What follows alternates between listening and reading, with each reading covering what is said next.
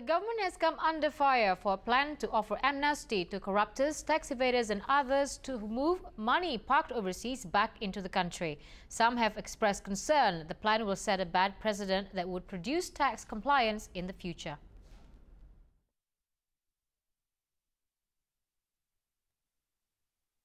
The DPR and Tax Directorate General are not backing down from their plan to grant amnesty to those who've parked their assets overseas. The plan is aimed at bringing at least 3,000 trillion rupiah back into the country. The Tax Directorate General's Director of Guidance and Public Relations, Makar Satria Utama, says the amnesty will not only benefit the country in the short term through significant tax revenue, but it'll also have the long-term benefit of improving the tax base. It'll also allow the government to obtain data about assets parked overseas under an international program called Automatic Exchange of Information. Satria says the government has prepared a number of terms for the amnesty. There can't be more than a 10% difference between government records of assets overseas and those transferred back to Indonesia. A tax of 7.5 to 12.5% will apply to assets moved within 2 months of the policy taking effect. After that time, a tax of 15 to 25% will apply. A fourth term stipulates some of the funds must be invested in state bonds. Kita syaratkan kalau dia repatriasi ke Indonesia harus masuk di dalam pembelian obligasi pemerintah yang held to maturity, nggak boleh diambil sampai dengan habis masa berjangkanya. Kita usulkan 5 tahun.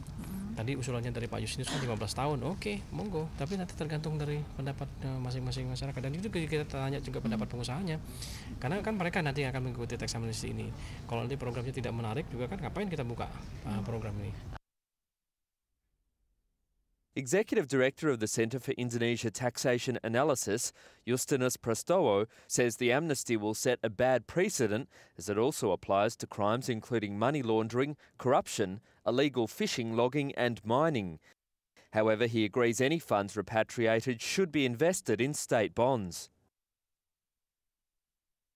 Aset yang direpatriasi jangan disimpan di private account lagi. Harus diwajibkan belikan obligasi negara. 15 tahun supaya tidak diklaim Jokowi juga. Kalau tahun depan Jokowi masih menang, masih ada presiden berikutnya. Jadi biar nggak diklaim secara politik. 15 tahun belikan obligasi 3.000 triliun. Mereka dibayar juga interestnya sama dengan market rate-nya. Nggak apa-apa dapat revenue dari itu. Tapi negara dapat uang dari warga negaranya tanpa perlu utang misalnya untuk bangun infrastruktur. The Tax Directorate General is developing a draft bill on the amnesty for the 2016 National Legislation Program.